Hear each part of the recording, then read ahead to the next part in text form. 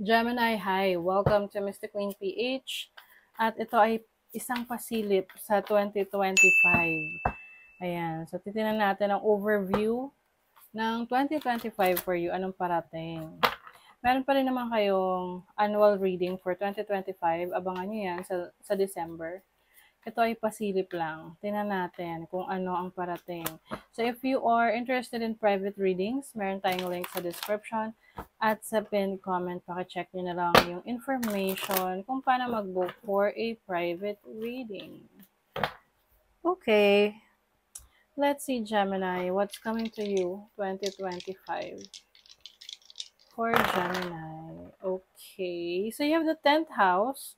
So ngayong 2025, napaka-importante ng iyong career, ng trabaho mo, ng business mo. I see here na meron kang pwedeng bubuhayin na trabaho, na negosyo, or dati mong pinagkakakitaan na susubukan mo ulit na gawin ngayong 2025. And this time, aalagaan mo na siya. Kasi pwedeng nung mga nakaraang taon, hindi mo siya naalagaan, napabayaan mo, may iba kang naging priority, kaya hindi siya naging successful for you. But I think ngayong 2025, makakakita ka ng opportunity na gawin ulit yon. Oo. I-pursue ulit yon. It's either a business or babalik ka dun sa dati mong trabaho na gustong-gusto mo talaga, or pwedeng pag-abroad, babalik ka sa abroad, ganon. Okay? So, this time, you will definitely take care of that opportunity. Kasi maaring nakumpara mo siya doon sa mga sumunod na pinagkaabalahan mo. And na-realize mo na mas masaya pala doon, mas fulfilled ka pala doon, mas okay pala doon. So, may point of comparison ka na. And ngayon, may opportunity na gawin ulit. And you will grab that opportunity. Okay? Fifth house, yung passion mo, oh my G. Yung iba sa inyo, kung kayo ay very creative or you're into arts, you're into creative design, dito ka mas magpo-focus. Maaring maging business mo to or career path mo. Kung meron ka ring mga talento, skill set na hindi mo masyadong prioritize or hindi mo masyadong in-explore nung mga nakaraang taon, ngayong 2025, explore mo yan. You will discover more about yourself, your talents, your skills. And maaring ito ay maging main source of income mo na, yung creativity mo. Marami na ngayon dahil sa online, no? Or kahit hindi online, iba, magaling kayong manahe, no? Magluto. So, yun yung pwede nyong gawing source of income or career or business ninyo. Wow, you have the sun. This is happiness. This is confidence. Fulfillment. Ayan. So, sa 2025, marami kang achievement. You will feel confident. You will feel good about yourself dahil andun yung energy mo malakas, no? Malakas yung energy mo. Marami kang kayang gawin. Very inspired ka rin. Maaring may mga taong nakaka-appreciate sa ginagawa mo. So, yun talaga yung mas nagbo-boost sa inyo, no? Nagbo-boost ng inyong confidence.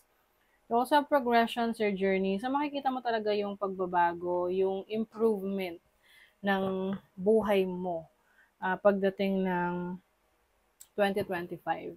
Na you will see na, naging mabilis ang progress kumpara nung mga nakaraang taon. Kasi ngayon, you are focusing on your passion. You're doing what you love, no? What you care about. You have the Five of Pentacles. Merong struggle financially. I think ito yung parang magiging dahilan para may subukan kang iba. Kasi pwedeng yung iba sa inyo nawalan kayo ng work, nawalan ng trabaho. And minsan yan yung parang binibigay sa atin na senyales, no, ng universe na sign na, oh Gemini, ito na yung time para i-explore mo pa yung iba mong talento, yung skills mo to create money, to earn money, hindi lang sa pagtatrabaho. Mm. And ano yan eh, parang yung nai-share ko lagi dati na tungkol dun sa mag-asawa na yung asawa niyang lalaki nawalan ng trabaho ng pandemic. Tapos, may problema sila kasi paano yung ano nila, income nila. So, mas na-push sila doon na mas maging creative kung paano sila kikita ng pera. And they have discovered a business. And yung business na yun, doon sila mas naging maunlad. 'Di ba? So, just take it as a sign na nire-redirect ka. It's a redirection. O, 'di ba? New beginnings. So, yung iba sa inyo, may mawawala muna na source of income bago kayo makapagsimula ng bago. O, ayan o, Page of Wands. This is good news coming in. Ace of Cups, wow. New opportunities. Yung iba, pwede rin tong pagtatrabaho abroad. Or opportunity sa ibang lugar na lilipat ka, mapipilitan kang, let's say, meron ditong uuwi ng probinsya. Tapos pagdating sa probinsya, doon niya madidiscover yung sarili niya na gusto pala niya yung farming, gardening, at kung ano-ano pa na doon siya mas magiging maunlad. Doon siya makakahanap ng passion. Di ba may mga ganon na matagal nagtrabaho sa city, tapos na burnout, o kaya nawala ng trabaho, bumalik sa probinsya. Tapos doon sa probinsya, marami siyang naging ideas on how to make money. Tapos may in-explore, o doon siya mas naging successful. Yung iba sa inyo pwedeng may papasuking livestock, poultry, pag-aalaga ng mga hayop, mga itlog. Ano yun? Yung poultry nga. Oo, poultry. Hindi ako makapagsalita. Ano ba yun?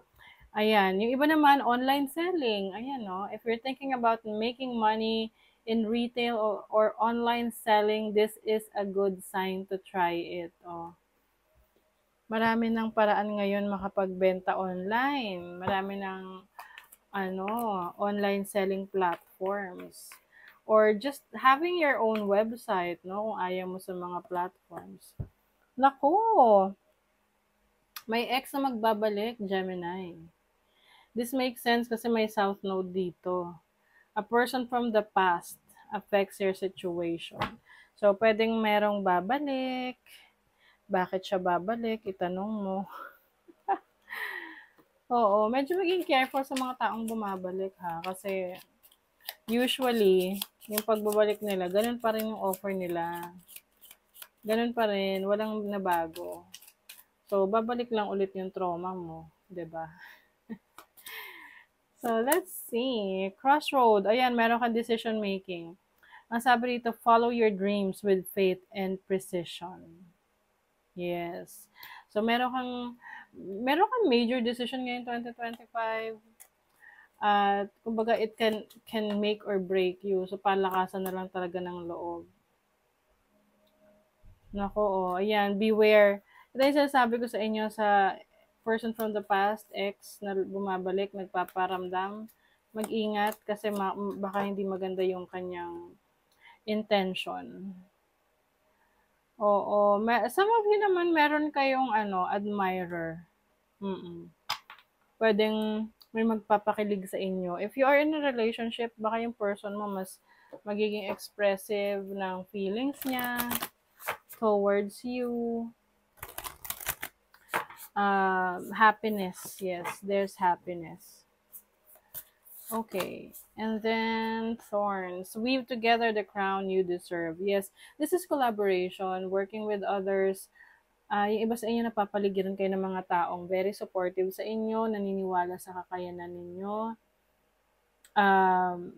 Maaring, alam mo yung medyo challenging siya. Pwedeng meron kayong project na medyo challenging, pero kapag natapos nyo, it's worth it. Okay? So, pwedeng business to na pinag-iisipan nyo, pinag-uusapan nyo, working with someone, no? This can be your business partner or a family member. As long as kayo ay nagkakaintindihan, you are working together, you are collaborating, meron tong magandang resulta for you. Okay? So, that is your reading, Gemini. Thank you so much. Bye.